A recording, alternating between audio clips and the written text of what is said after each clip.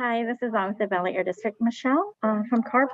Do we need to give some of your staff permission to record for the Spanish as well?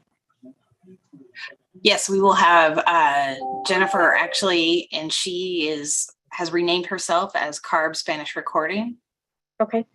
She should have access already unless something changed. Yeah, Okay. I think Liz handled it all. I think we're good. Yes, Okay, it's on. Thank you. Thank you.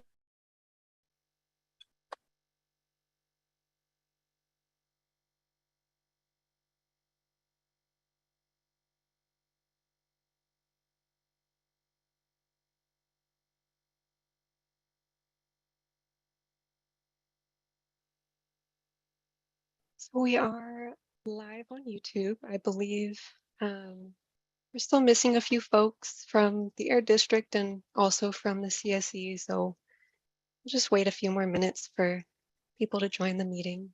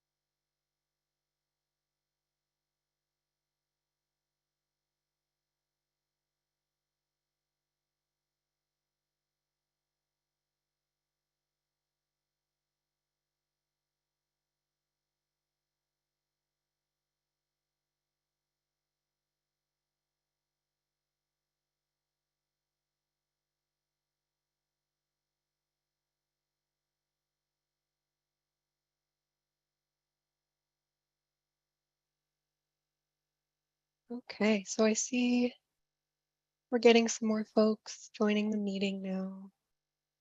Welcome, everyone.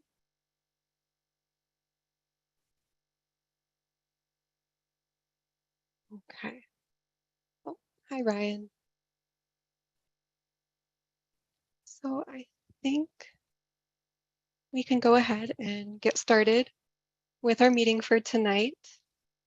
Welcome everybody to our August Community Steering Committee meeting. This is our 21st meeting together. It's so nice to see everybody again. As you know, my name is Liz Lev, and today I have the honor of being your facilitator. Tonight, I am also accompanied by my colleagues, Daniela Flores, who will be responsible for taking attendance, supporting with notes and action item tracking. We also have my colleague, Dr. Amy Ramos, who is in attendance tonight to support the process as well. Please feel free to reach out to anyone on our team with any technical difficulties, and of course, with any other questions that you might have as we support the implementation of AB 617 in the Arvin and Lamont community. We hope everyone is well and healthy. At our last meeting, we talked about some key updates with your community air monitoring plan. And we also talked about some next steps for implementing your SERP. So tonight, we will be spending most of our time together in conversation with the CARB staff about the SERP and the survey that CARB has sent out. And they will be sharing more about the feedback that they're hoping to hear from all of you tonight. Before we dive in, we will walk through our housekeeping slides, which we're all familiar with, but it is always good to have a refresher. So on my screen, I am showing a slide with our renaming conventions. If you are a CSC member, please put CSC in your name. If you're a resident, you can put an R. And for everyone else, please put your organization name in your Zoom title as well.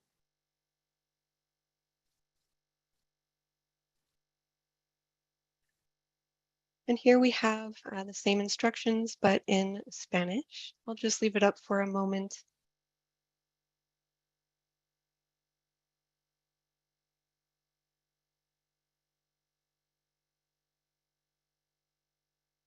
And now I believe I will pass it off to our Linguistica team to walk us through how to set up those interpretation channels. Thank you. Good afternoon, everyone. We have simultaneous Spanish interpretation available for this meeting. So if you're a monolingual English speaker, we do encourage you to please select the English channel. That way you can hear any communication from Spanish into English. If you're joining with a computer, you will see a globe at the bottom of your screen. Please select the English channel. If you join with a cell phone or a tablet, you need to tap your screen. You will see 3 little dots. Select where it says language interpretation, select English, and then select Done. Buenas tardes a todos, bienvenidos. Como siempre tenemos interpretación simultánea al español para esta junta. Si usted ingresó con una computadora, va a ver el icono de un mundo en la parte baja de su pantalla. Por favor, seleccione el canal de español. Si usted ingresó con un teléfono móvil o con una tableta, por favor toque su pantalla, busque 3 puntitos donde dice más o more, seleccione donde dice interpretación de idioma.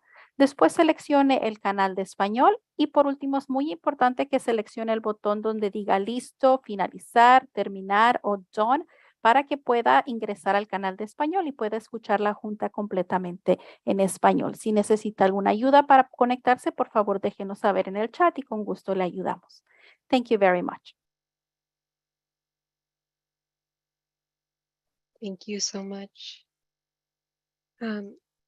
And do I have to add you now as an interpreter, or is that all set up? Yes, you can add me as well, please.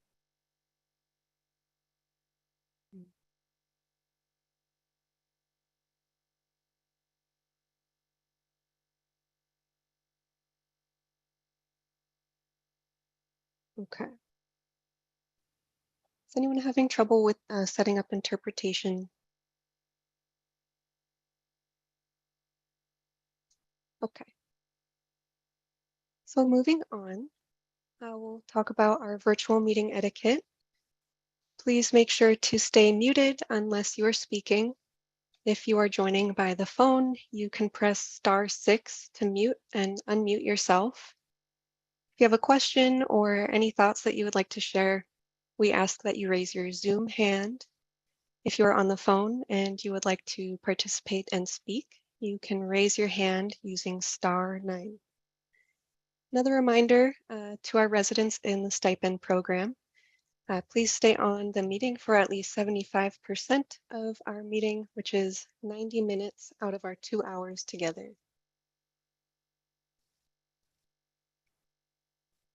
This slide here is a review of your group agreements for a productive discussion with respectful dialogue. Everyone here has agreed to help achieve the meeting goals by focusing on solutions, opportunities, and productive dialogue. We want to make sure that we are mindful of creating space for everyone here to participate. We also ask for everyone to be kind and respectful, knowing that it's okay to disagree as long as we do it with respect and empathy. In these meetings, we also agreed to stay on point and on time. So we ask that you try to keep your comments brief so everyone can have a chance to participate. It does happen often that we have really great engagement in these important discussions, and that means we can sometimes get a little behind schedule. I definitely don't want to cut off any important discussion because we do recognize the urgency behind why we are all here. And we also do want to be respectful of everyone's time. So as usual, our team will be trying to keep track of time and just point out when we might be running a little late. And in that case, we will check in with all of you to see whether you would like to continue the conversation tonight and maybe go over our time a little bit, or whether you would prefer to continue that conversation at a future meeting. Next, we also agreed to attack the problem and not the person. And then finally, we agreed to seek common ground. Building consensus and finding shared values will help us achieve the best results. And moving on, here's our agenda for tonight. We will soon start with our welcome and some opening remarks from the Air District and our co-leads. we'll move on to review the action item tracker. And then you'll see that the bulk of our meeting tonight is hosted by CARB for a community emissions reduction program feedback workshop. And when that wraps up, we will have an implementation update and then move on to closing the meeting and then finally have public comment. So I'll stop sharing my screen. And we can now begin with some opening remarks. I would like to invite Ryan from the Air District to get us started. Thanks, Liv. It's great to be here tonight. It's been a few months since I've had the pleasure of being at the Arvin Lamont Community Steering Committee meetings, and so just happy to be here and continue this important work with all of you. And looking forward to hearing from our partners at CARB on the upcoming and exciting meeting where their board's going to hear the community emission reduction program that all of you work so hard to develop with us. So with that, I'll turn it back over to you. Thanks, Liz. Thank you, Ryan. I see we have our co-host here tonight, Gustavo. Would you like to give some opening remarks? How's it going, everyone? Good evening. No, pleasure to be here. Excited to have this conversation. Unfortunately, I'll only be here for about 60% of the meeting. I have a personal obligation to attend to, but excited to be here. Thank you so much. I am not sure if I see, oh, I do see Bianca. Would you like to give some opening remarks too? Hi, I don't know if you can hear me, but I actually went over the whole presentation from CARB and it was really interesting. So I'm pretty sure it's going to be a very productive discussion with the community members. And we're ready for the upcoming CARB meeting with the board to get it approved. So these are the next steps to making the whole SERP available for all the community. Yes, definitely well said. And so we will move on to our usual review of the action item tracker. So to help facilitate our transparency and accountability, our team and the Air District are continuously updating the action item tracker to ensure that all of your requests are being documented and also that you stay informed on all of the progress that's being made towards implementing your suggestions. As a reminder, at the end of every meeting, we will share back those action items and encourage anyone to fill in anything that was missing that you think should be tracked. And so I will now pass it off to Eric from the Air District to take us through those action items. Hello, everybody. I'm gonna go ahead and share my screen. Can everybody see the action items? Alrighty. So we're gonna go over some of our pending action items first that were brought up on our July 27th meeting. The Air District will reach out to the city of Arvin and Grimway Academy to coordinate placing an air monitor close to the Grimway Academy and other locations. So the district has reached out to and working on the next steps for those plans. And then on our next action item, the Air District will contact the Arvin High School agricultural department to discuss planning an air monitor at the adjacent school farm. So the district has reached out and is working on the next steps for that item as well. We're gonna scoot down. There we go. So this is an action item that took place in our March meeting. So Kern County will share the list of county maintained roads and priorities with the CSCs. The district will work with the county and the city of a list of road projects to prioritize with the CSC. We're going to move on to our complete items. On our July 27th meeting, we're going to go with the Air District. We'll prioritize sending the mobile air monitoring van to locations identified by the CSC members. So the district will prioritize placing the mobile air monitoring van at CSC identified locations. And we're going to get more into depth with our map that I'll share with you all. Alrighty, so our next action item will be the Air District will continue to identify opportunities to purchase more air monitors. So we'll always continue to look forward towards more opportunities to purchase air monitoring equipment. On to the next, the Air District will consider the proposed strategies to place air monitors in locations where residents have high rates of respiratory and cardiac disease. So the district will prioritize, again, placing the air monitoring equipment at locations suggested by the CSC. Scooting down, the Air District will add a third mobile air monitoring van to be shared between 617 communities. The district will notify the CSC when mobile monitoring is available. And so this is the action item here that I'm gonna show our interactive map that you all could participate in. The Air District will create and share an interactive map where CSC members can identify locations of concerns to place air monitors. So CSC members, if you have any questions, go ahead, feel free to jump in. And same goes for some of our Air District folks. So CSC members can add additional locations of sources of concern to this map, which was utilized previously to identify locations to place air monitoring equipment. So I'll go ahead and open up the map. So, jumping ahead in time here. So these are some of the locations that you all have highlighted, suggested where you'd like air monitors near schools, start some of this discussion. So a way to add a suggestion is to go ahead and see this little icon, drag and drop, place it there. Some of the required fields, so first name, last name, residence, yes or no, attach photos, we love photos, and then add comments if needed, or you're going to be required to.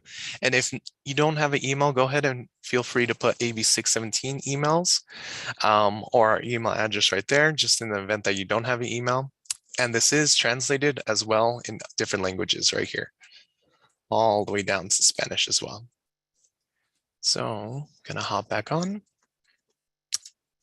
So our next action item will be the Air District will provide weekly air monitoring data updates on the Arvin/Lamont CSC website. So the district will provide weekly updates to the Arvin Lamont community air monitoring website.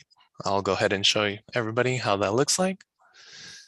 So the Arvin and Lamont community air monitoring. So the weekly updates haven't been posted yet, and I'm going to show you a little tidbit of how it's going to look. So this is ours for Fresno, and right here's what we're planning for it to look like. So you could go in our view archive, so you could see our histories, and this is just how it's going to look. This isn't posted on our Arvin and Lamont website just yet. So I'll go ahead and go back. And then on our last two, the Air District will continue to update the stationary sources and county emissions interactive maps and discuss with the CSCs. So we're gonna continue to update those interactive maps and share with you all. Alrighty, and our last one, the Air District will send emails to the CSC with details about developing subcommittees. So we're gonna send you all emails to develop those subcommittees and keep you informed. And that is it for my updates on our action items. Does anybody have any questions? Alrighty, I'll go ahead and stop sharing. There we are. Thank you so much, Eric. It was a really cool demonstration. Thank you. And before we move on, I think we have a few housekeeping items to take care of. Unless they just actually got taken care of. We see admin is Gabriel Ojeda. Do we have both iPhones now, or is there still one iPhone? We're still missing one iPhone. Okay. For whoever is on an iPhone, could you please unmute yourself and let us know your name?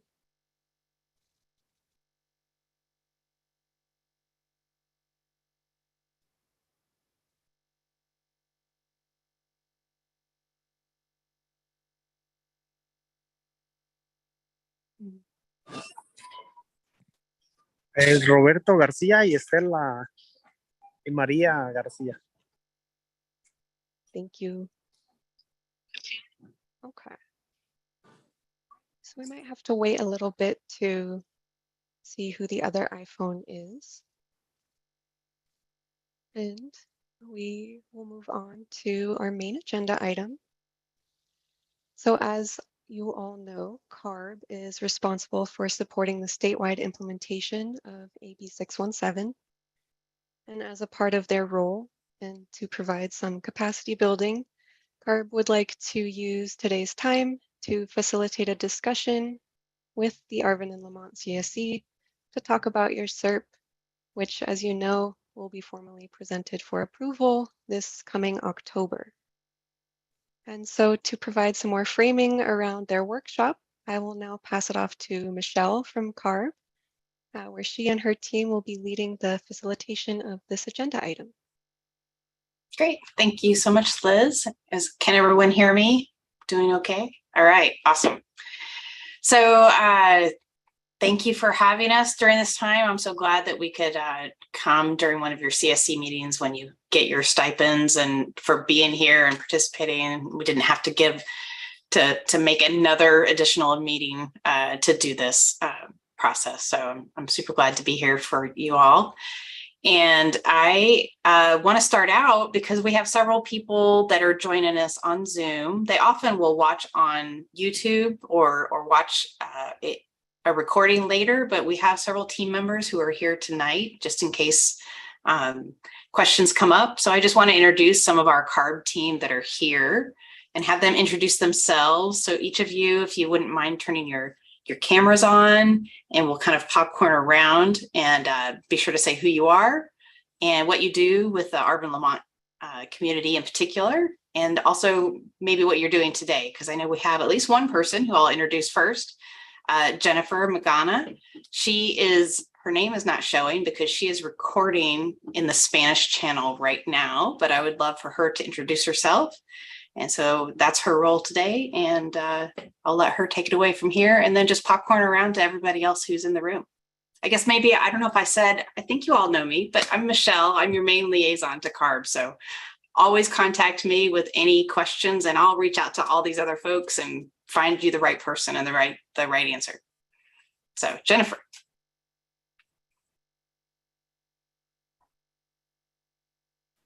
Sí, buenas tardes. Mi nombre es Jennifer. Soy el enlace de CARB para la ciudad de Fresno y el sur de Sacramento. Y estoy aquí para ofrecer cualquier apoyo que necesiten. Cualquier pregunta también me la pueden mandar a mí. Muchas gracias.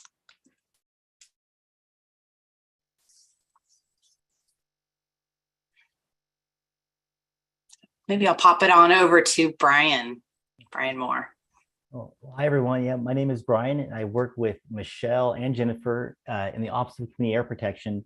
And I work with many of the Central Valley communities on like the state side of AB 617 implementation. I did actually have the opportunity to go to your one in-person meeting down in Arvin and Lamont. So that was great. And I'm just glad to be here. And again, we're all open and available for any questions or concerns as this process moves forward. Oh, cool. And I'll go over to I'll go to Deldy. Hey everyone, Deldy Reyes. I'm the director of the Office of Community Air Protection at the Air Resources Board, and I'll pass it on to Udo. Hey everyone, my name is Udo Foha. I'm a specialist in the Community Outreach and Enforcement section at CARB. I'll pass it on to Eric. I'm Eric Bissinger. I work as backup for Udo in the enforcement with CARB. Good to see you. I'll pass it on to James. Hello. I'm an air pollution specialist in the community air monitoring north section. I'm the monitoring liaison from Lamont. And yeah, I'll pass it on to Josh. Hi, thanks, James.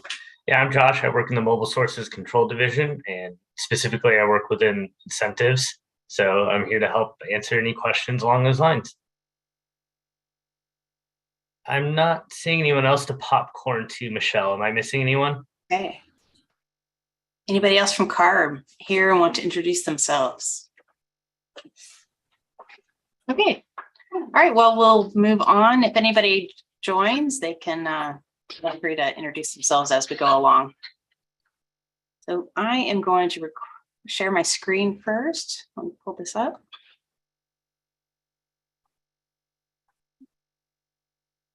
All right, can everybody see that? All right, awesome. Okay, so we'll go ahead and begin the workshop. And I want to say that, you know, we have a brief presentation here at the beginning, but I really want to get to the end where it's just basically open discussion for you all to share whatever kind of reactions or comments that you'd like to share with us or that you would like us to take forward to the board. So that's sort of the overall goal of this. All right, so to start us off, I want to see, hopefully I can see as a co-host tonight, if there's anyone in the room who is new. Maybe there's somebody from the public who's come, who's never been here before, who isn't very familiar with the AB 617 process. That most of you all have been doing this for well over a year. But is there a show of hands of anyone who has not been here before and really doesn't know a lot?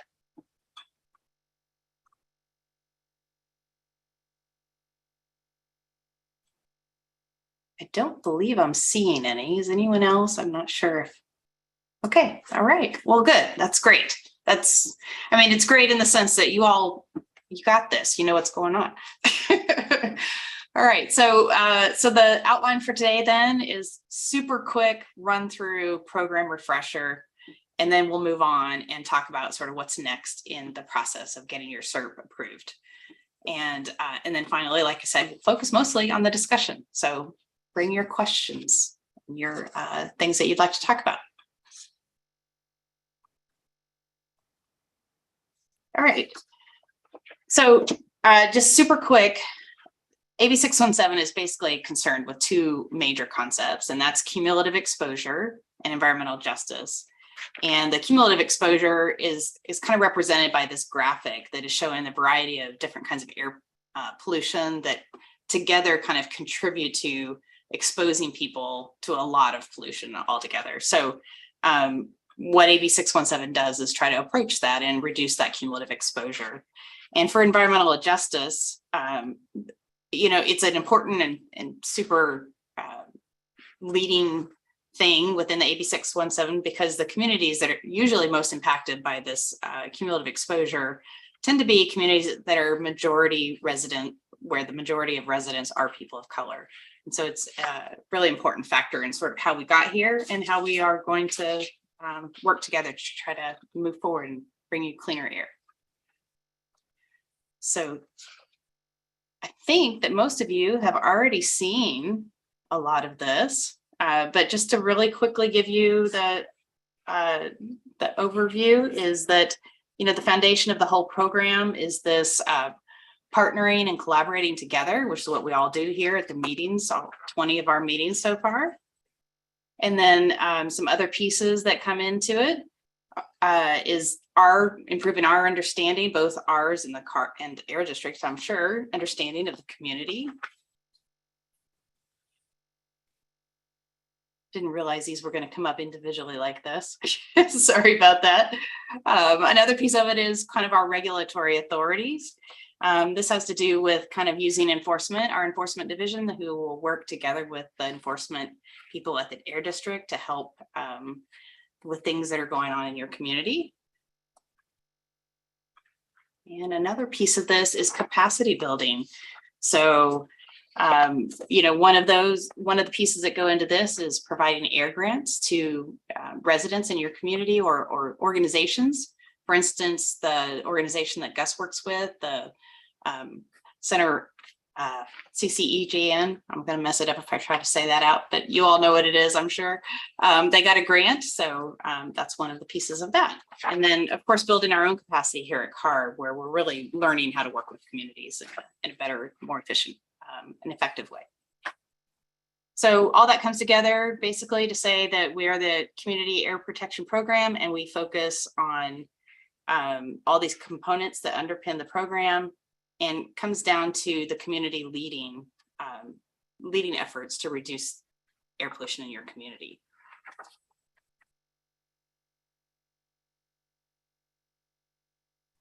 So these are some of the three of the mandates that the statute, the AB 617 statute, requires of CARB.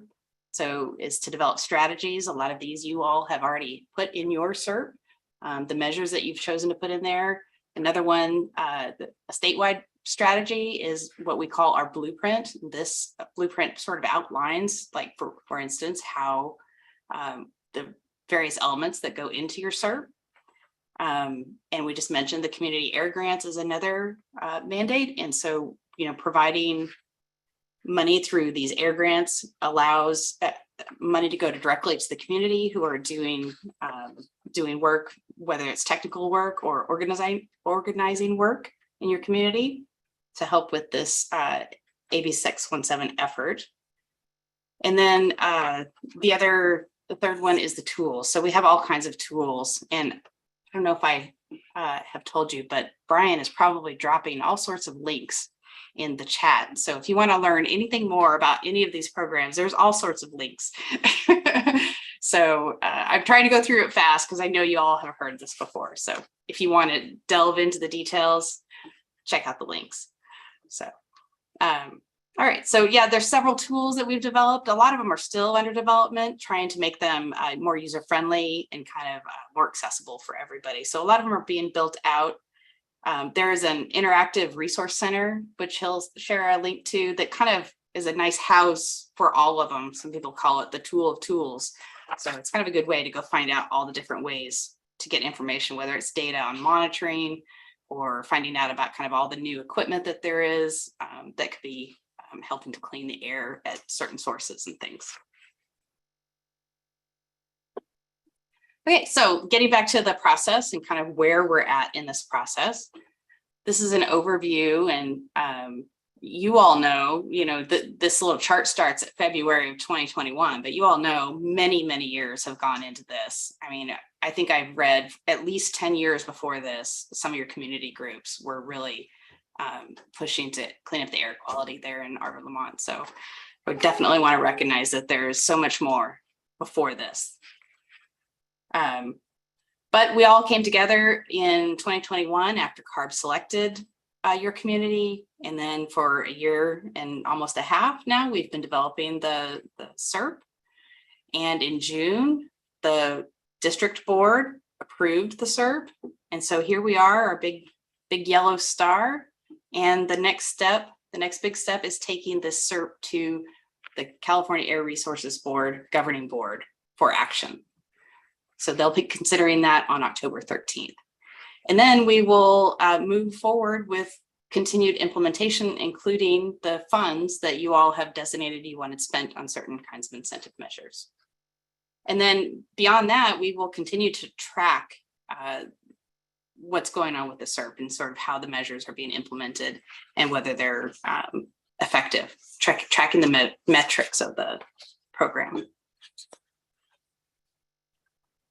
So again, really quick overview. You all already know what's in your CERP, but just for newbies that might be here, or just a quick refresher, the CERP contains $30 million worth of money that's going to be going towards incentives to help reduce NOx and PM10, PM2.5, excuse me, and VOCs. You have designated certain kinds of incentives, incentive-based strategies. Several of them are listed here. There are other kinds of measures in your CERP, including agency partnerships, because, really some of the partnerships are needed because the statute didn't give ultimate authority over certain areas or didn't give resources. So these partnerships will be a key as you move forward with implementing a lot of the measures to really reduce that exposure in your community. You've also chosen some outreach measures to help inform the community of basically the air quality situation and you're there. And there's, of course, regulatory strategies that will continue to come from the district as well as CARB.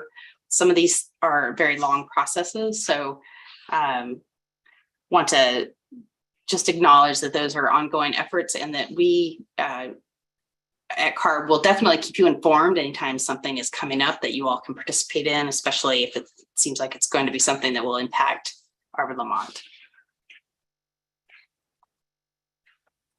So some of those strategies that we talked about got presented at the in-person meeting. I wasn't able to attend. I know not everyone out there was, but there is a poster. I think Brian will drop a link to both the English version and Spanish version of this poster, which basically identifies some of the strategies that are going on at the statewide level that will help Arvin Lamont. So you can take a look at that in detail from the link if you'd like, but it's something we presented at that meeting.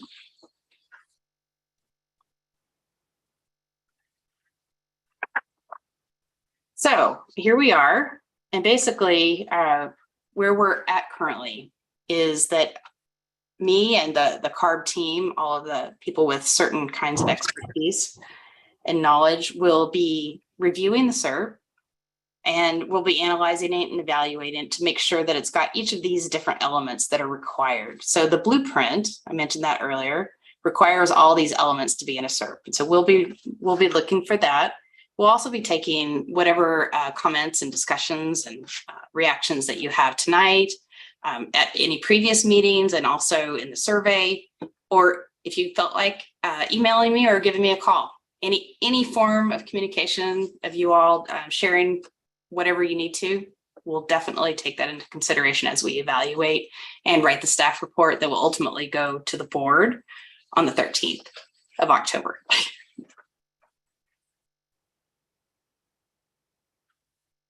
So in the staff report, a couple of things we definitely want to do. We want to, lift up any kind of efforts that Arvin has done that should be shared with other new communities that will come through this program. And we also want to focus on sort of the future of your own program in terms of if there's anything that we could do better, right? If there's any challenges that have been and you've got an idea of a better way we can do it in the future, definitely want to know that kind of thing.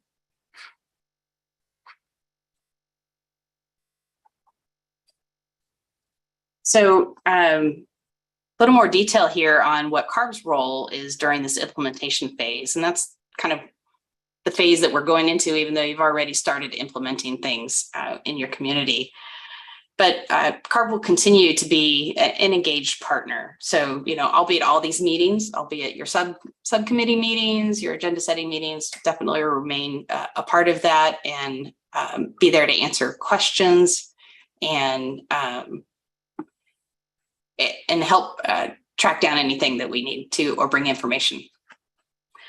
So when we identify a community, we see it as an 11-year commitment. So that includes this year and a half that we've already spent developing the SERP together.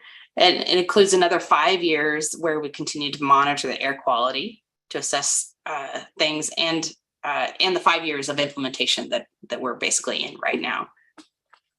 So during that time, I just want to mention some of the team, and some of them introduce themselves. So these are some of the specialty items or specialty areas that people bring to it. So we have our mobile source control division and Josh Simmons, he's here tonight.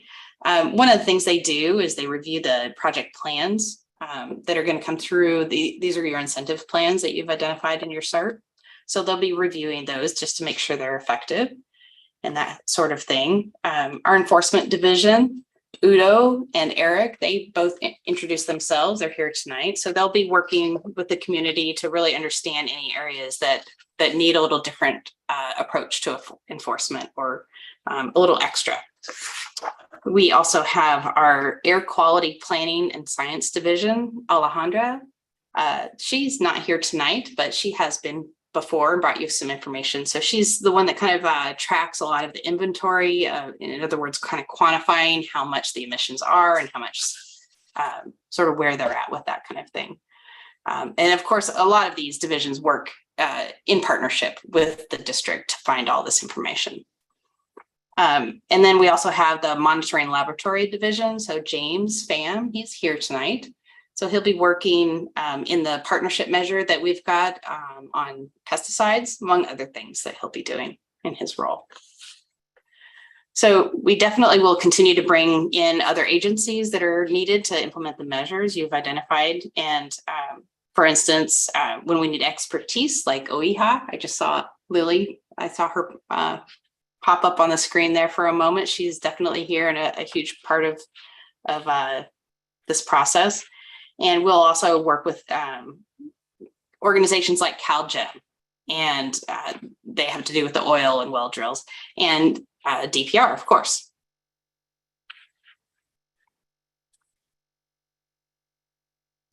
Another thing that we can do is we can write letters on land use projects that are happening in your area that may impact the air quality in your community. So looking at next steps, again, here we are. Basically, the next thing that happens is somewhere around mid-September, I will post the staff report based on a lot of the stuff that's going on here and based on our evaluation as a team. Once that's posted, there will be a public comment period. So that'd be another opportunity that you could provide any kind of comments or reactions to either my staff report or the SERP in general or the process. And then we'll take the staff report to the board on October 13th for consideration. And of course, I'm sure the Air District will share all the announcement information so that you can participate. You can come verbally and give your comments, or you can send them in writing, however you want to do it. I think that brings us to discussion. So I think many of you know, some of you have gotten in the mail a written survey with a postage return envelope. So if you would love to, I would love it if you could fill any part of that out that moves you to share information and send that back into us. Others of you have gotten the link. I resent that link, by the way, this morning, just to sort of bring it to the top of your inbox. I'm sure many of you are very busy and that inbox gets deep. So if you have a moment, you can fill that out. But we're also open to discussion right now. So we can talk about any of the questions, but I really wanted to start out with whatever you all want to talk about. If you have anything that you'd like to share about the process or about the SERP in its final form, I'd love to hear that.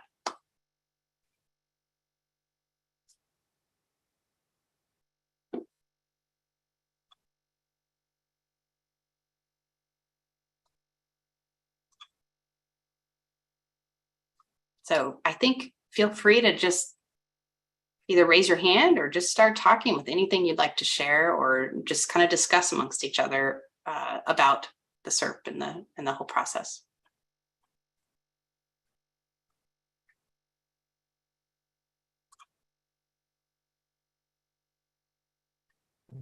Did anything come through in the chat that we want to bring up too? No, Michelle, but Gus has his hand raised if you can't see him. Excellent.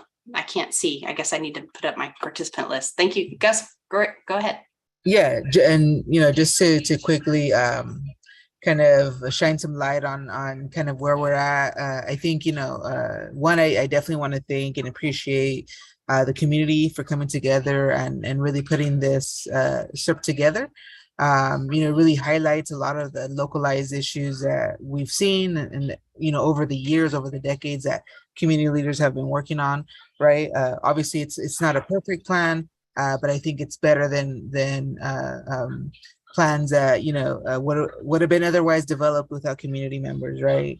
And so I just want to acknowledge the hard work that residents have put together, that staff from all agencies have put together, and I really think that there is some opportunities moving forward to make sure that it's implemented, I believe, like in the best way possible. That is the most beneficial overall. And so there's nothing I would like to add other than, you know, I definitely want to take the time to give appreciation to everyone that, you know, devoted some time to this. And yeah, very much looking forward to the October meeting.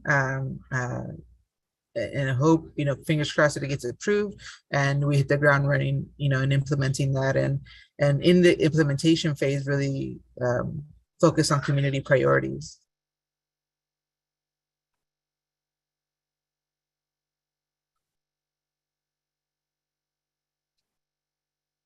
Thank you for that, Gus.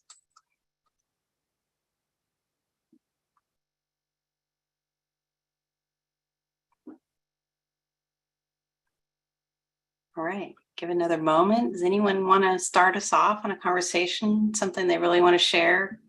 Get started. What are some of the incentives that we have for farming equipment and some of the farmers in the area?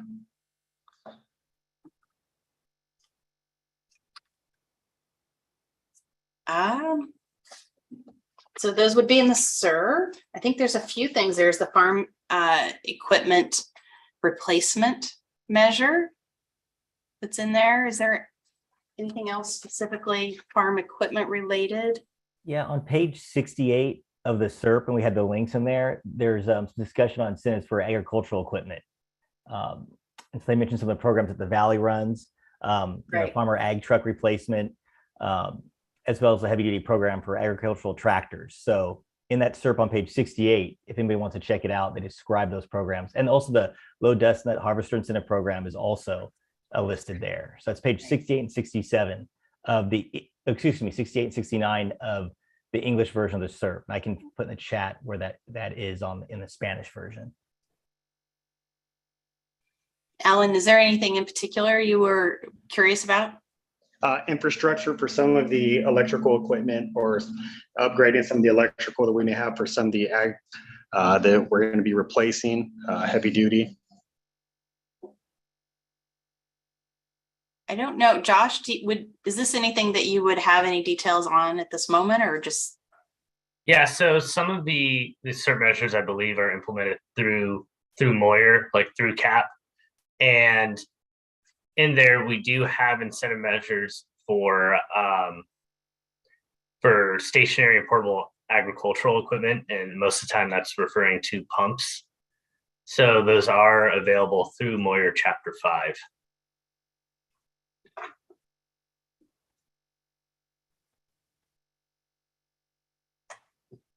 Sounds like something we could get you some more information about. I can get back to you, Alan, on that. Absolutely, that'd be great. Awesome. Yeah, I'll just pipe in here and just make sure our colleagues at the Air District know we're happy to hear from you as well. If there's anything that our Air District colleagues who are also very knowledgeable about incentives, if you all want to jump in here, please feel free. Yeah, absolutely. So there are two specific measures in regards to agricultural operations, and working with the community, some of the things that they identified that they included specific measures was to the replacement of ag equipment, like you said, with electric, when possible. There's $4.5 million of funding in there for that. And then the other big one was providing funding for alternatives to ag burning. So, and there was $1.4 million committed for that.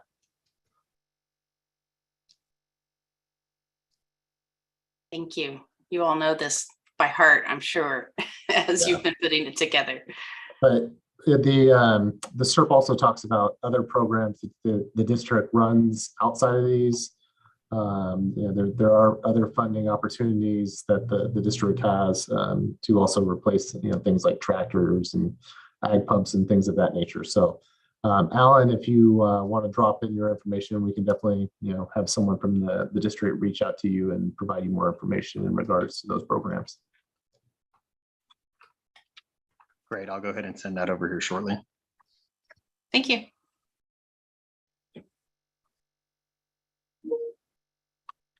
All right, opening the floor for anyone else.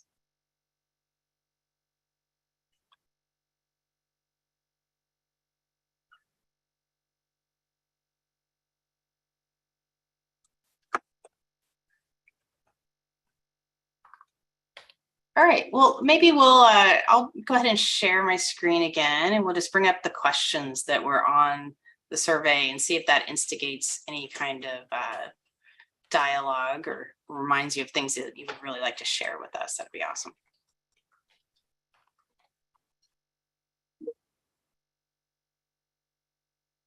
All right, so the first question, and right there, first thing actually at the top, I want to let everybody know that I will keep the survey open through next Wednesday. So a week from today, all the way through the evening on the 31st of August. So if you haven't had a chance, and maybe tonight will inspire you to come in and say something, to share something, that'd be great. So again, I think that Brian's probably already shared the link in the chat. So feel free to go in and write something. Feel free to use the chat here in this meeting to say anything you'd like. And of course, verbalize anything you want to share. So the first question that we asked on the survey is sort of, how satisfied are you? And you can use a star rating, or you can just verbalize how you feel about it. Does anyone have anything they would like to share? This is Christine. I'll share. Okay, great. So I've already completed the survey online that was sent out, but I'm thoroughly satisfied with the SERP as it is. And I think it really panned out to be well, and that we had a lot of good participation. And I really feel like it's a document that was community driven. So I'm thoroughly satisfied with the end result.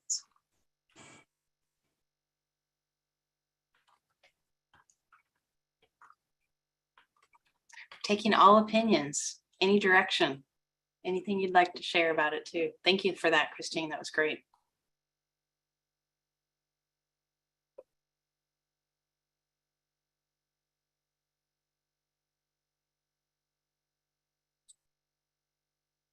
Great. Well, let's move to the next question. Is there anything that you would like the CARB board to know about your experience with the SERP process or the final outcome? You could also look at this as, is there anything you would like to know, like a new community who's coming into this program? Anything that they should know? I'd love to hear any of that.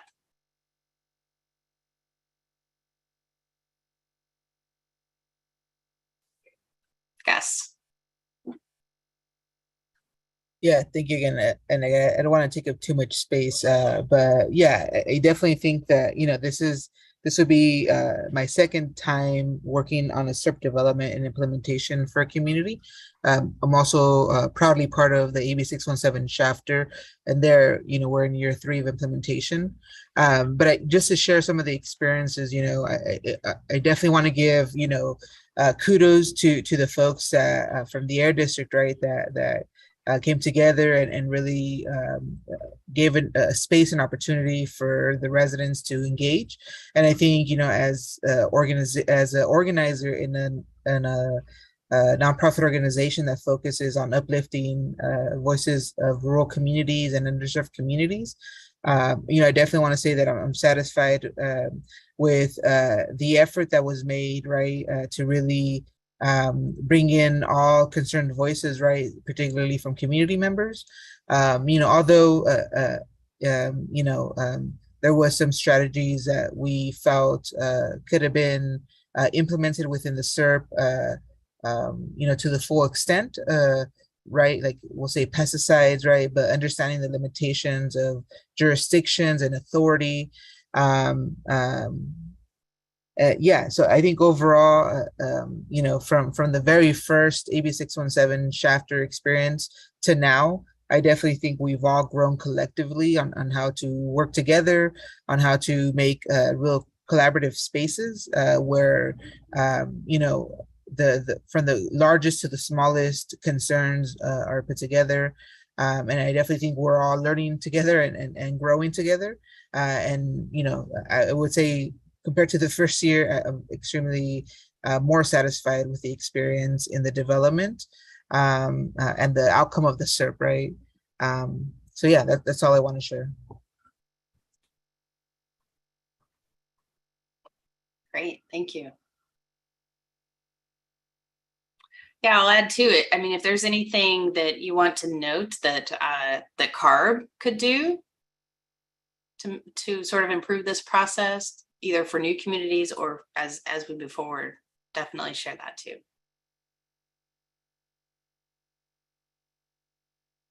Yeah, Gustavo. Yeah, I think one of the areas that was not easy, I think, for all of us in this process here in Arvin Lamont was to include, at least, to have the conversation on the pesticides. And I think one thing that I would like, CARB to pay attention moving forward is to include pesticides, make any changes needed to do that, because, I'm assuming that Arvin, Lamont, and Chapter are not the only communities that have pesticides as one of the most contributors to pollution. So I think moving forward, this kind of, other pollution contributors need to be included. In this case, pesticides, I think, moving forward, to really reduce, the cumulative impacts on pesticides in communities, we need to, consider all kind of polluting sources. Absolutely.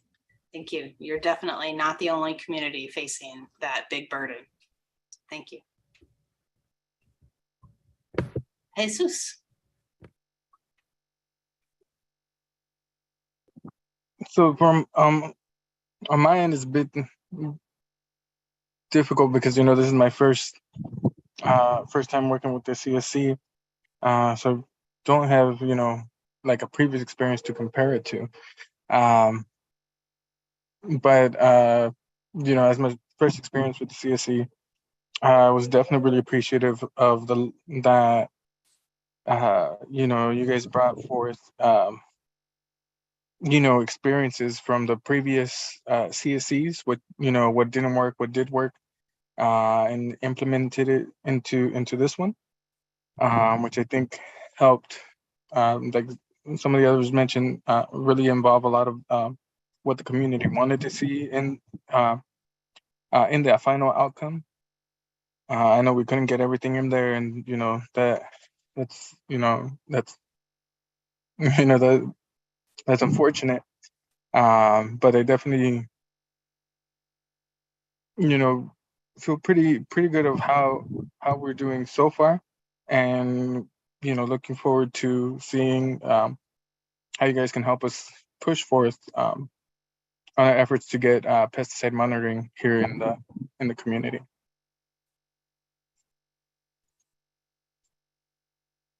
Absolutely. I look forward to working on it too.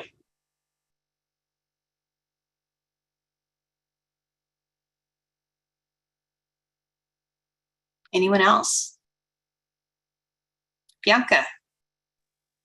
Hi, sorry. I wanted to add a comment in regards to CARB and other agencies, the disparity that is coming between other agencies and yourself.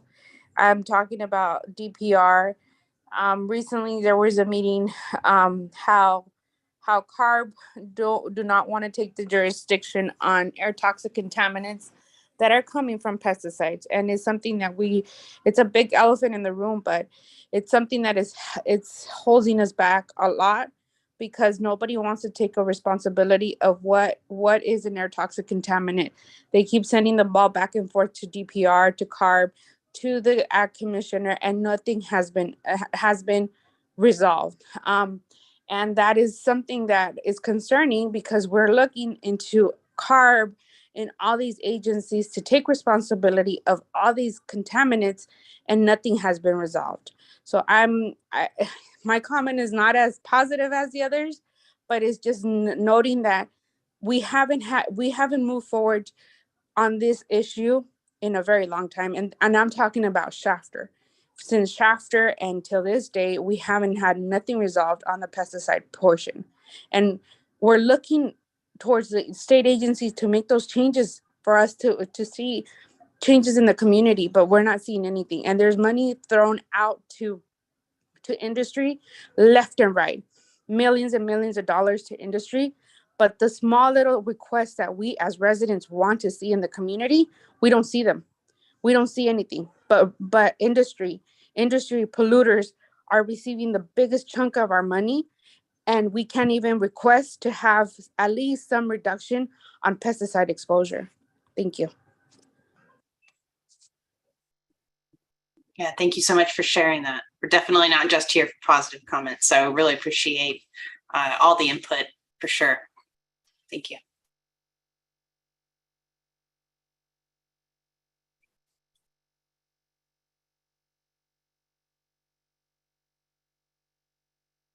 All right, anyone else? Rita. Yes, thank you. I am not new to the AB 617 CERT process, but I am new to this particular community. I represent RadTech International. It is a nonprofit organization, and we promote pollution prevention technology, UV, ultraviolet, electron beam, light emitting diode. It's a mouthful. But basically, we replace solvents. And I know that in this community CERP, POCs was identified under stationary sources as an issue. And that is the space that we operate in. I know auto body shops were specifically identified. Automotive coatings is one of the areas that we're involved in. And we've been advocating with the South Coast Air Quality Management District to actually provide incentives for businesses to transition out of these solvent processes into less polluting processes like ours. And it's very difficult for businesses because oftentimes they are subject to the same restrictions as far as permitting as the, even if they were to bring in a clean process like ours. So we see that regulations sometimes act as a barrier to the implementation of ultra clean technology. And we're hoping that through this process, there will be some consideration about what can be done to remove those barriers so that businesses can go above and beyond what is currently required in the rules. We have a sister organization, IUVA, and they're involved in air disinfection. Recently, the White House put out a fact sheet on guidance to schools on improving indoor air quality, and UV technology was identified by the White House as such a strategy, and it is one of the recommendations. So please consider that in your outreach to schools. I know that you have outreach and mitigation measures to minimize emissions and exposure around the schools. And we certainly hope that this process can consider that. Thank you so much. Great, thank you for sharing. Anyone else?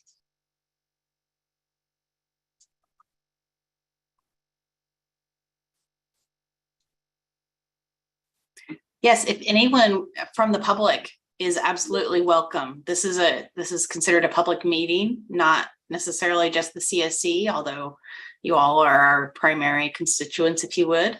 But definitely anyone is welcome to provide a comment or a reaction.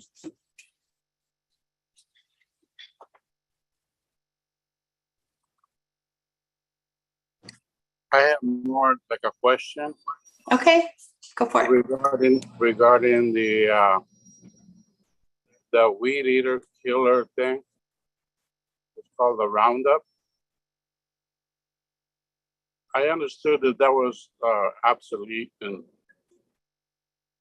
not sold to stores and all that for gardeners and people to use. But I see it all over the place, all over the stores for sale. Can you tell me a little bit more about what's the story on that? Unfortunately, I cannot. Is there anyone here that wants to provide any information about that? Or I can, of course, look it up and get back to you. Yeah, I would appreciate that.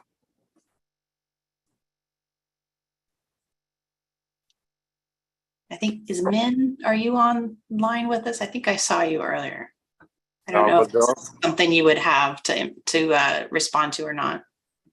Sal Partida.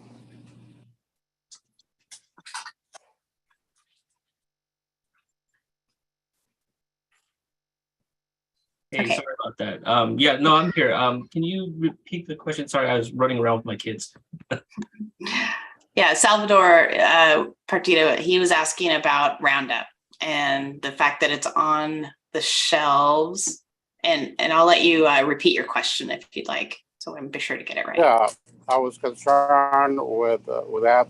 I hear that it's outlawed by other agencies, but I see it for sale everywhere. And I see people using it like gardeners and other places where they kill the weeds with it. What's up with that? So I think the ingredient in question is glyphosate, which is typically the trade name is Roundup, and Roundup has a couple of different products, but I think you're talking about glyphosate. Yeah, that went through a couple of different reviews, and I don't work specifically with it, so I'm gonna have to take a look. For what I understand, there is actually no restriction on Roundup, but there is continuous evaluation of the product and the science behind it. So let me see if there's anything new from DPR. I work specifically with the AIR program, and for this occasion, emissions and stuff. So it doesn't cross our path here, but I can double check and bring that up on the next meeting. Okay, would appreciate that because I like to hear about it. Great, thank you for the question. Yeah, we'll get that onto their action item list. Okay. And Gustavo, I see you have your hand up. Unless you had anything else, Salvador, are you good? No, that's it. Okay, thank you. I think for me, I think it's a mix of comment and question. I think it's to me, I've been engaged in the chapter and Arvin Lamont projects, and to me, it looks like the approval process for the projects for the SERP is kind of slow. Especially, I think of other folks made comments. Those SERPs that directly invest in the communities. We've seen, that I think as mentioned, some SERPs, like benefiting the industry, for tractors and all of that. Looks like those go at the front, but all those other projects, like tree barriers and other projects identified by the community, are kind of slow in the approval, and I will want to see that happening. If is the process that CARB and their district have, maybe reviewing, why is that slow, and make any changes if needed. If it's the process you have or is staff capacity, what it is, but for us, the residents, I think will be good for us to see, the approval of those SERPs and the implementation. At the end of the day, the implementation is what matters of those SERP projects. Oh, I see Ryan. Go ahead, Ryan. Thanks, Delby. Good question, Senor Gay. Appreciate it. That is a very complex question, and it's definitely something that we're going to be talking more with the Arvin Lamont community. There's a few factors in some of the timelines on why it takes the time that it does. So you mentioned some of the projects that were funded quickly in some of the communities.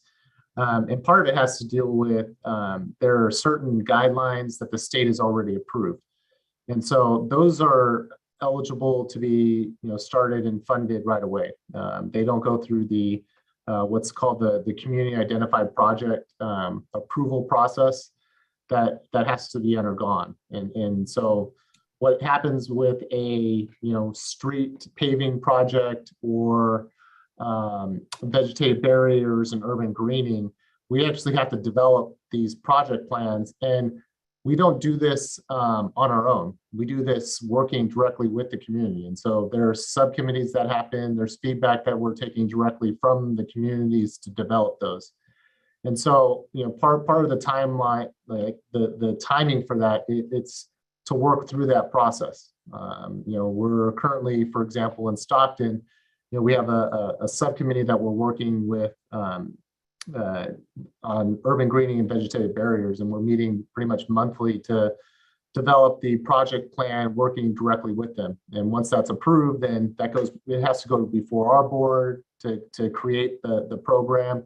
And then at the same time, we submit the project plan to CARB, and then they have to review it and approve it. And understand that it takes time, and there's good reasoning to make sure that the emission reductions and that there's a good public process and all these other things are considered, when taking these projects. So super excited. I'm sure you're aware of, for example, at our last governing board meeting, there was several programs that were approved for Shafter and for Stockton.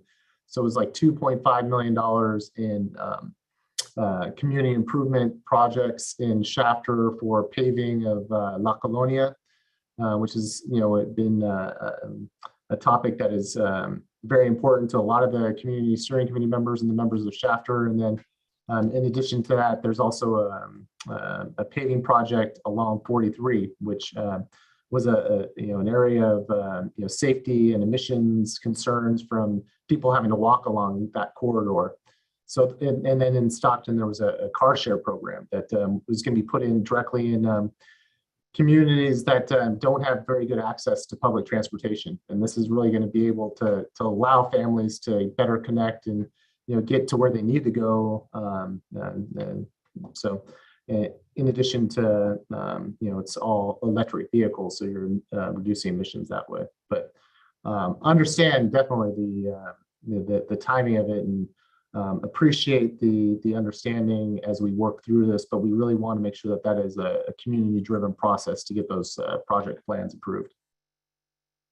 Yeah, thank you. And just a follow-up comment. Thank you, Ryan. But I think just to add to my comment, understanding that, these more community-focused projects take time. I think part of my request and recommendation is let's try to start the process sooner than later. Understanding, that there is a process to approve them. Trying to do that sooner, and start the process, understanding that this is slower than others that already have guidelines on how to implement them and all of that. But I think it will be great, for Arvin, Lamont and other projects to start, those kind of projects earlier. And I've heard that I think it looks like you mentioned Stockton, that subcommittees are been helping move these projects quicker, and I think it will be great, and I know that in Chapter we are starting some of those, and here Arvin, Lamont, we are starting the Pesticide Subcommittee. But if that's one way that you learn, in your experience, that is working in other projects, I think that will be good for us, to establish more subcommittees for those projects, if that's going to help, see those projects implemented sooner than later. Thanks. Yeah, thanks, Gustavo. I just want to acknowledge that I am hearing you, that, right, there are some projects that sort of have a recipe, if you will, that go through easily, and others where you're like, you have to go hunt down all the ingredients sort of to make it. But at the same time, still, if you can sort of foresee these projects coming, maybe there's a way to start on them earlier. So I just want to acknowledge that I am hearing you. And I think Josh might have something else to add too.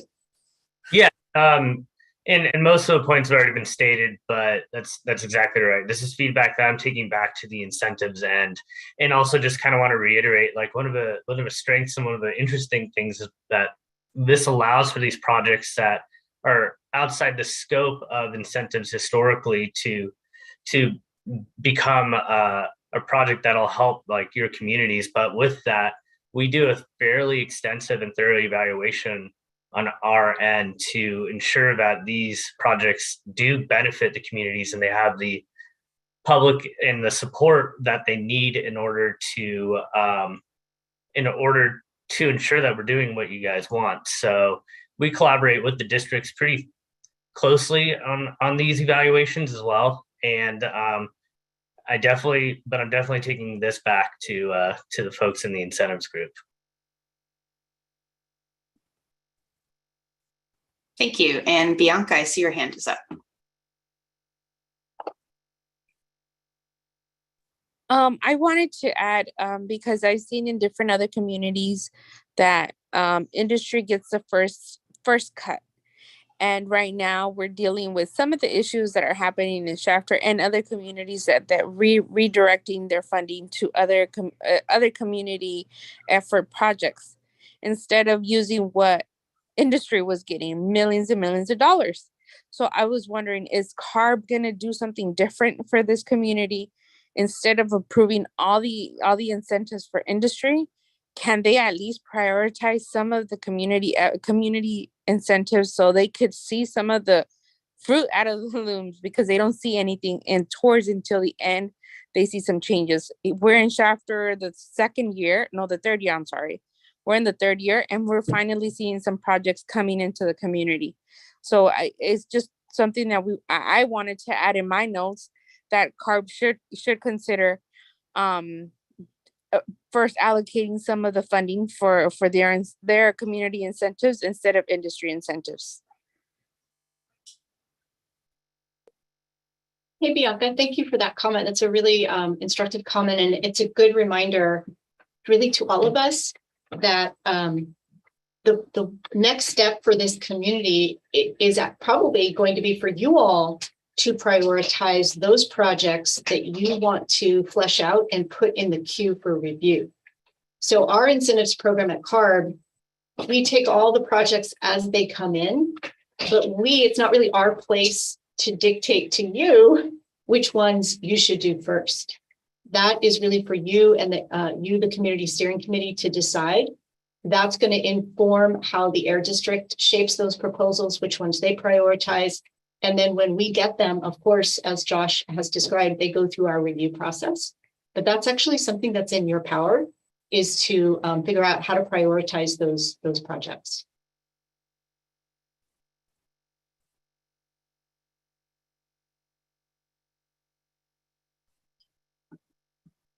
I think I'll just add too that it seems like not only to prioritize them, but maybe balancing any of them that are known to take longer to develop, like the ones that don't have the recipe already ready to go, just sort of knowing they take a long time, maybe that bumps them up in the priority. I mean, depending on what you all decide.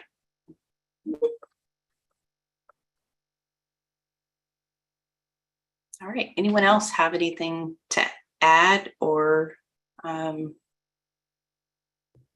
ask? Gustavo here again. Just based on your comment, Michelle, I think if we categorize the SERPs, there may be two groups. One group of SERPs that may already be something similar was approved, like projects that the Air District already have, electric cars, for example. But there may be the other new community projects that mainly, I believe those community identified projects may be something new for the Air District or CARB that don't have those guidelines already. But to me, that's very important because I think that 617 is for us to identify, you know, what else can we do to minimize the pollution? And I think, yes, you know, those already identified projects and issues and strategies, I think those are being developed based on data and all of that. But the community identified projects, I think those need to also be considered, because to me, that's, you know, that's the what else, you know, can we do on the 617s? And I think those need to be implemented. And, you know, at the end of the day, you know, data will show, you know, how those will benefit the communities. But for example, you know, sidewalks, if we develop sidewalks, those will stay for 20 or more years, you know, that will be a long benefit, you know, on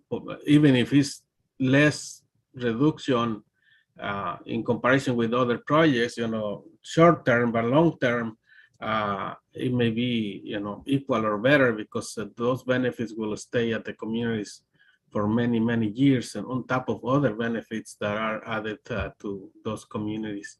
So maybe just seeing, you know, trying to identify, you know, maybe at least 2 groups, you know, those groups that already have guidelines on how to implement them, and those new SERPs that may need a process.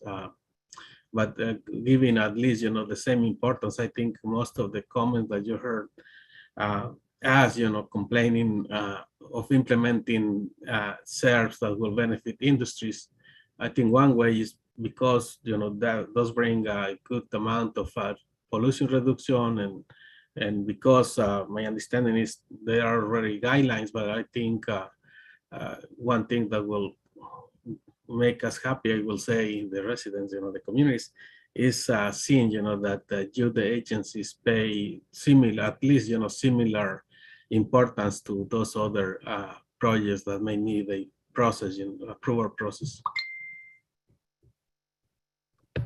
Great, thank you. I see Brian has something to add.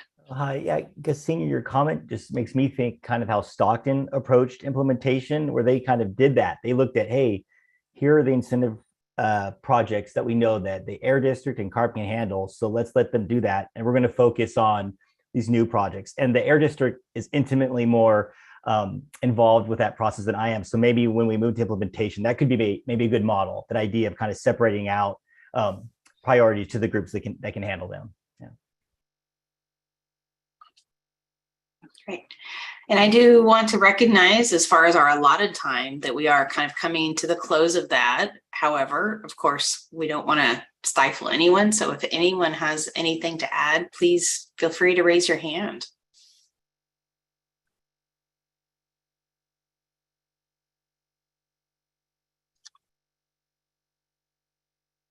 All right.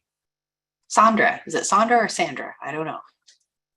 Hi, it's Sandra. Hi, I'm Sandra with Leadership Council. I just want to kind of echo what everyone else before me has said. I think this process is great. It's a great thing for the community.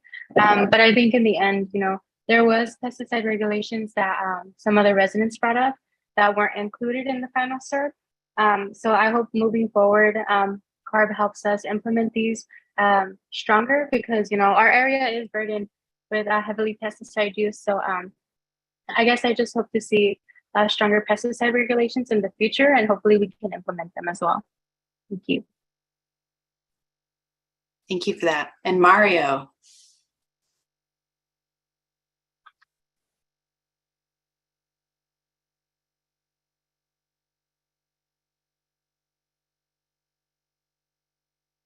I'm not hearing you, Mario, but it looks like you're unmuted.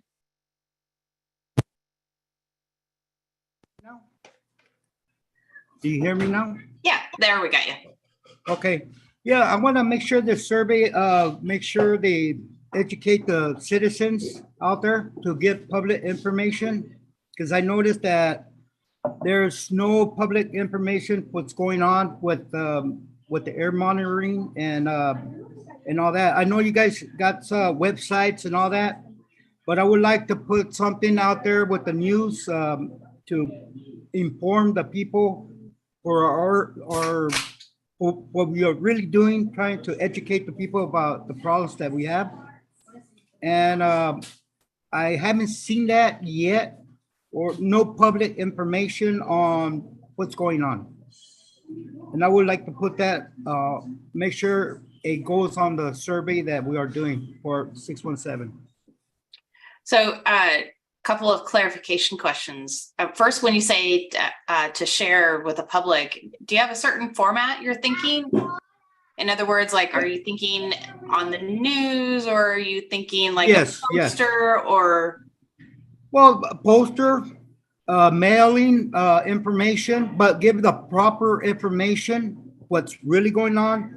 Give the proper information for when somebody's having a problem with orders or whatever, to call this number to make sure that we get the right service here in Lamont and Arvin.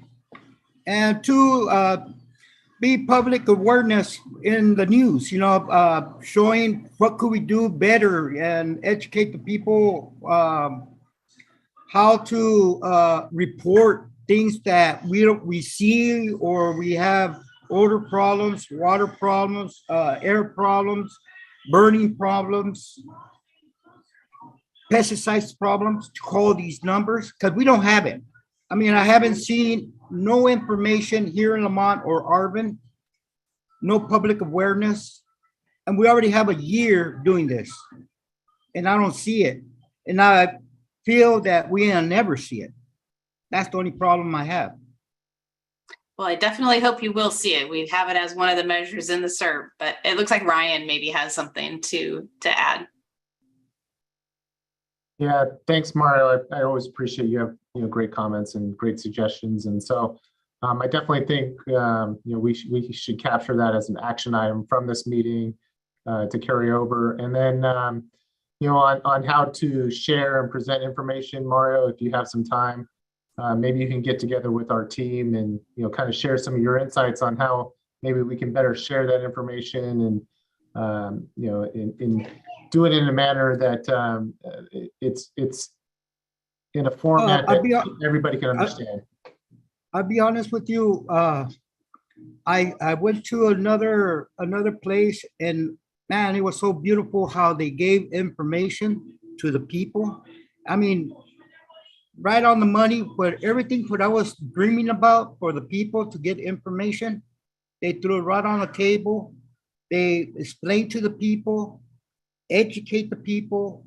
They did so many things for them to grow and help out the community, help out the air quality, help out. I mean, it was so beautiful what I seen. It was perfect. I loved it. Yeah. I wish we could have that here with our survey to educate our people and make sure that when something's wrong is going on, that we could do it the proper way to better understand it, to do the things proper, not to get oversighted like me. I get, kind of out there. But hey, you're an important part of this process. Yeah. And I wish that we could put that in the survey and really put some money in it like that. We could get our people to get really educated on our situation, and like that, our air monitor, monitoring the county right here will proper and maybe have some changes. Great, thank you. Thanks so much for that input. We'll definitely follow through. Thank you. All right. I believe this might be last call where maybe I will see if anyone is opposed to going on, if there's a few more comments, but I'm not seeing any hands. And let me share too my information just to make sure everybody has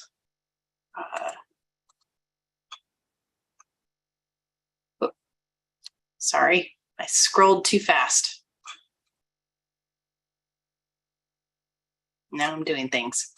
Here we go.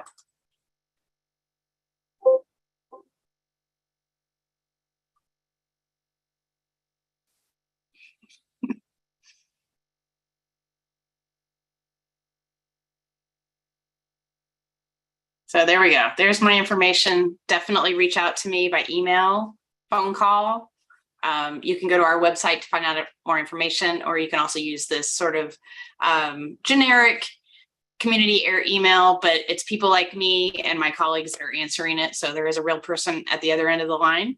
So feel free to reach out to us with anything else. And I think, unless somebody sees any more hands raised, that we are all done. All right. Thank you all. I appreciate all this input, and I will definitely be taking that and using it to inform our staff report. Thank you so much, Michelle and the CARB team.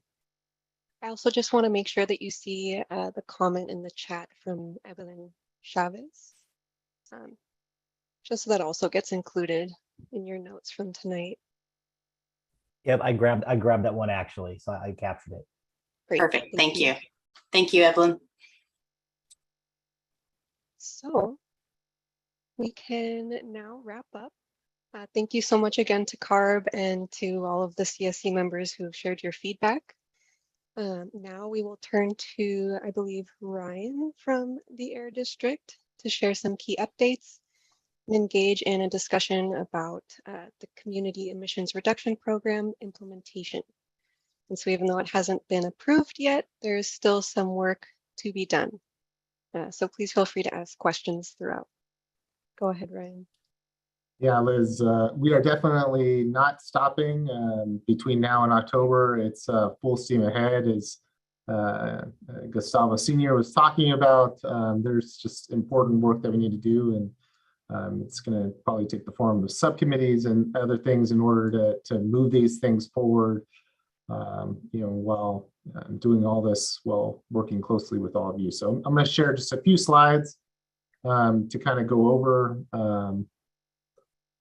some of the basic information. Can everybody see my screen? Do I have the right screen Looks open? good. Yeah, you do. Okay, all right.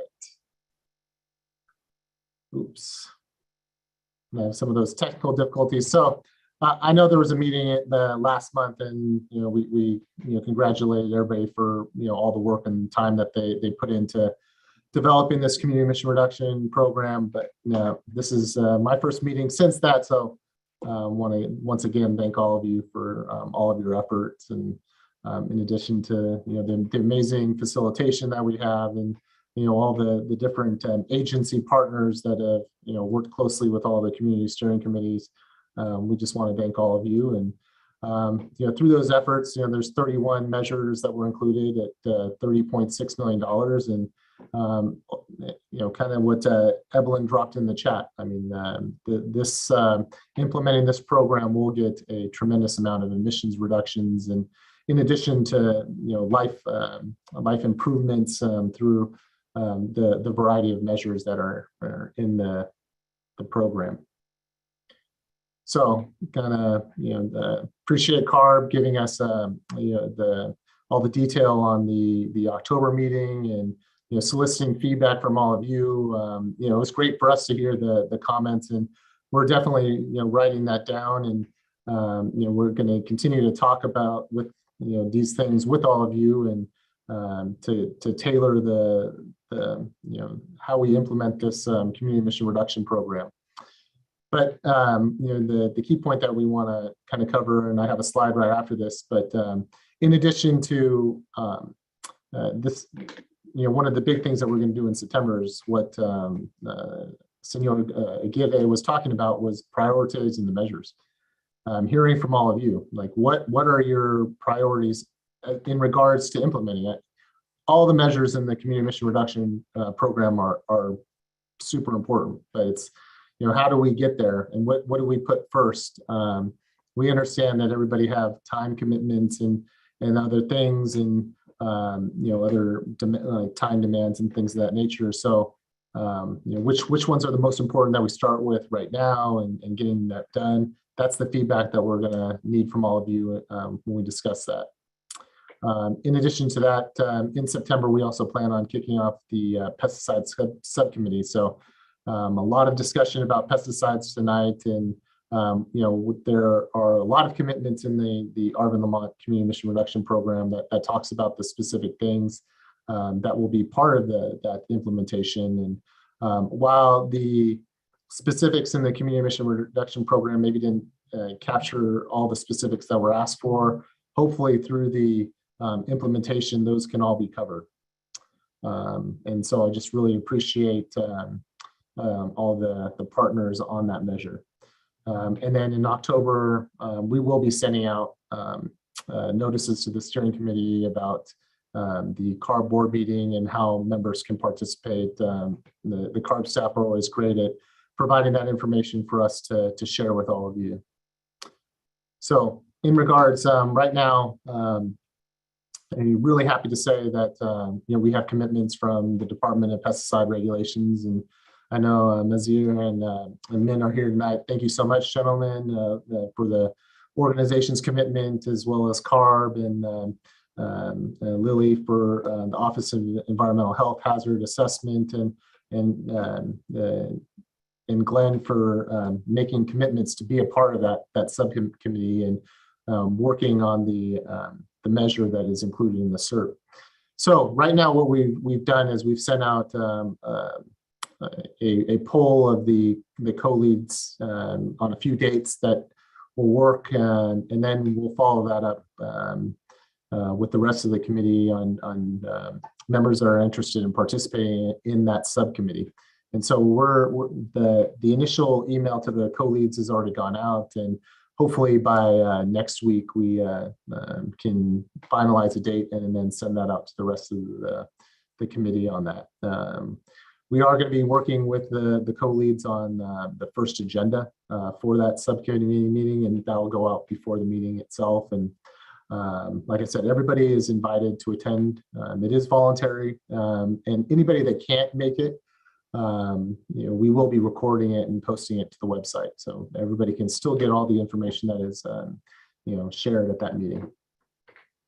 Any questions about any of that?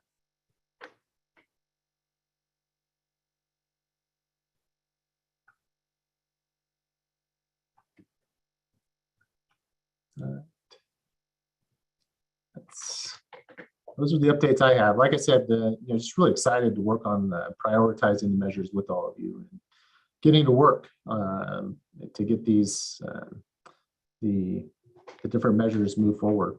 We're seeing a lot of progress in the other communities, and based on the feedback that we're hearing from all of you, I think we're going to be able to implement a lot of these measures faster than we have in some of the other communities, building upon what's already been done.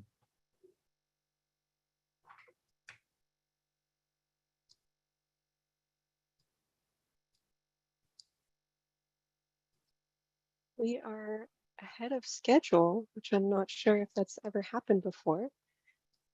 So I think we can still pause to see if folks have questions for Ryan or anyone from the Air District or CARB.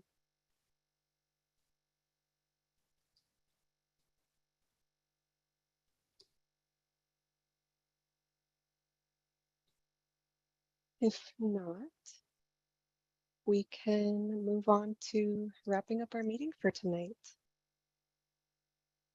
And so I will share my screen.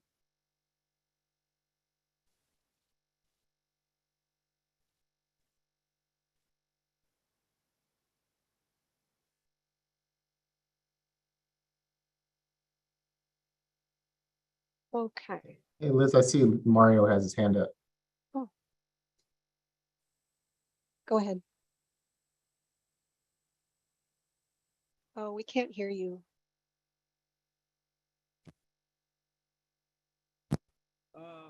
I just want to tell Gustavo if he could call me, because I want to speak with him. I'm just trying to get some more information on the meetings and all that stuff. That's all. Thank you.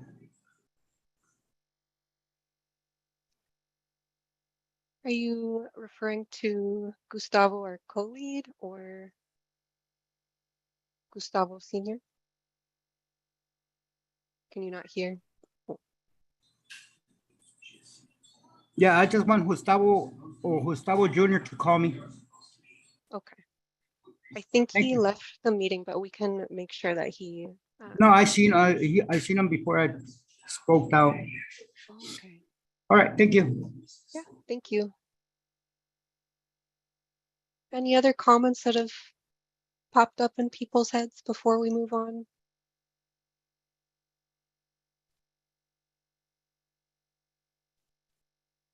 Okay. I will share, I'm going to put a link in the chat. There is an upcoming event that some of you might be interested in. The California Air Resources Board is hosting a kickoff for this project that's going on with UCLA, the Public Health Institute, and Comité Cívico de Valle, titled Assessment and Tracking of Health Indicators for Communities Highly Impacted by Air Pollution. And they have a meeting coming up on Monday. Maybe some of you are interested in attending, so I'll put the information in the chat for you.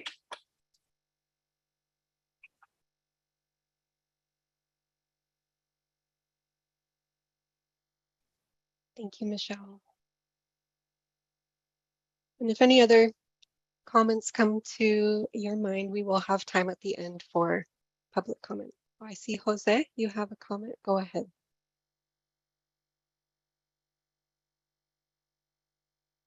Sí, solamente mi nombre es José Ojeda. Estoy conectado, pero como no hay mucha recepción, se me cae la línea y vuelvo a conectarme, se vuelve a desconectar y vuelvo a conectar, solamente para que sepan que estoy con ustedes conectado. Thank you for letting us know. It's okay, we've seen you throughout the meeting. Any other comments, questions?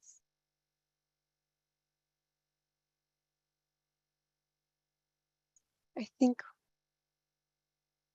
I am being told that we do have 2 iPhones that we have not named yet. So if you're on an iPhone that has not been named, could you please unmute yourself and let us know who you are before you sign off?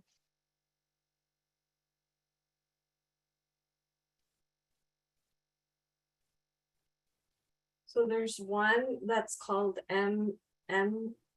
Shah, iPhone iOS 13.3.1. That's the other one. So that's your name if you can unmute yourself.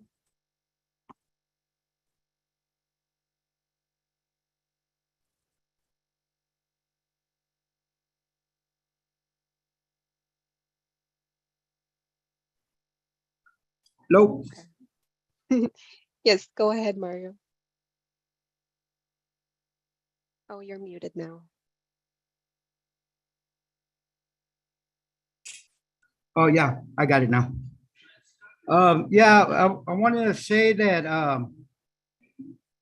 the same place where I made a complaint at, that place is already starting to smell again. I wonder if you guys could send out somebody at that location where you went the first time.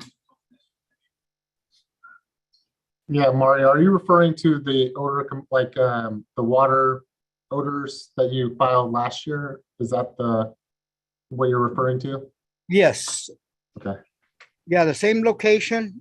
We already starting to smell it over here in Lamont. Okay. I just completely forgot about it. But yeah, if you could send a guy or send a monitor over there and check what's going on, because that's the second time.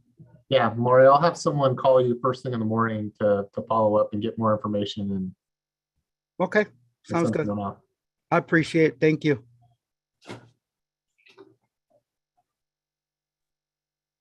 Thank you for bringing that to our attention. Any other final comments before we move on? Okay. So thank you again so much to all of our speakers tonight, and of course to all of our CSC members for joining us. As we approach the end of our meeting, I would just like to take a moment to share a few key updates. So as we mentioned during today's discussion, we will reconvene to host our regular CSC meeting on Wednesday, September 28th at our usual time at 5 o'clock. We also have a couple important announcements for folks regarding the stipends. The first is a reminder for folks to please submit your W-9 forms if you have not done so already. We really want to make sure that you all are being compensated for your time. So if you're having any difficulties with that or have any questions at all, please feel free to message myself or anyone from my team, and we would be happy to help you. We also would like to really encourage folks to sign up for the direct deposit. It might be a little bit more effort to set up at first, but we do think it's worth it to be able to get your checks faster. Otherwise, it does take a while to be mailed. So if you would like that to be set up and you're not sure how, we are also able to provide support. One of our coworkers named Yvette, I think, has spoken to several of you on the phone already to provide that kind of support. She's bilingual, English and Spanish, and she would be happy to call anybody to help set up your direct deposit. And finally, as we mentioned at the start of the meeting, we will take a moment to review our action items that were captured during our meeting tonight. And so I will ask my colleague Daniela to walk us through those.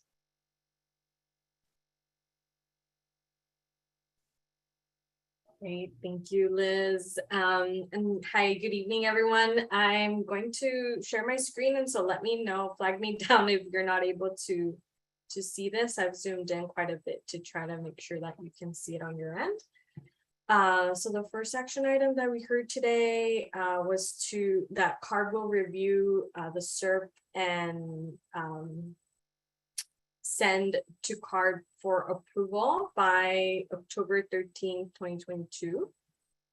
Second item, CSC members, and I didn't mention this, but please keep in mind if you see any discrepancies, just raise your hand or unmute yourself and let me know if you have any changes you want to make to this action item to make sure they reflect what you understood the action was. The second action item here is that CSC members are encouraged to send CARB and or Michelle Byers, the liaison, any feedback on the Arvin Lamont SERP draft or the process. You can send feedback directly and or complete the SERP survey. The survey is available through August 29 via email or by mail. Actually, I changed the date. I know that our original said the 29th, but it'll be the 31st. So that's next Wednesday. Thanks. Wednesday. Okay. Perfect. Thank you.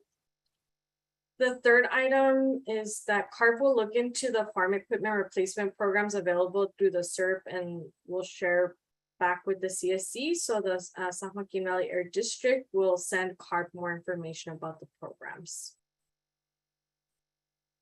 The fourth is that there's an action to develop more public awareness campaigns to increase climate justice knowledge. For example, campaigns on how to recognize and report pollution violations. The CSC and the Air District will work together in future meetings to prioritize SERP measures for implementation.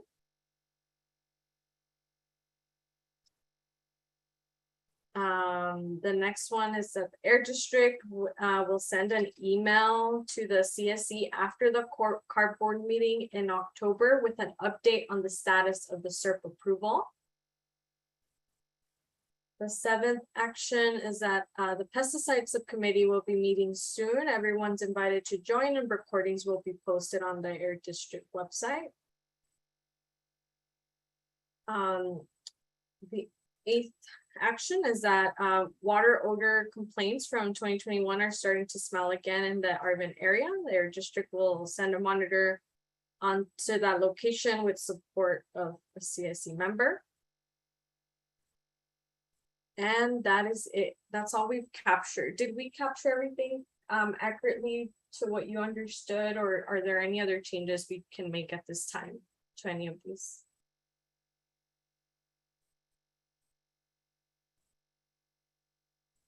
Awesome. All right, thank you all. That's it. I'll turn it over to you, Liz. Thank you. So we are ahead of schedule, which is a little unexpected, but thank you all for sharing and for being brief with your comments. I hope maybe you're able to get a little bit extra time to enjoy yourself tonight. We will move on to public comment and now invite any members from the public who are in attendance to make any comments. I know that you were able to participate in the public workshop, but in case you have anything else you would like to add, now is the time.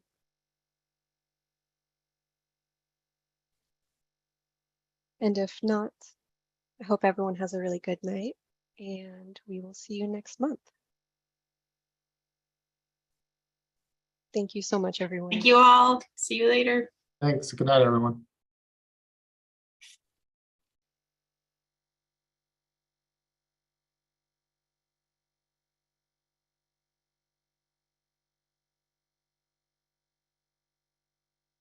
Well, what happened to those greater than 40?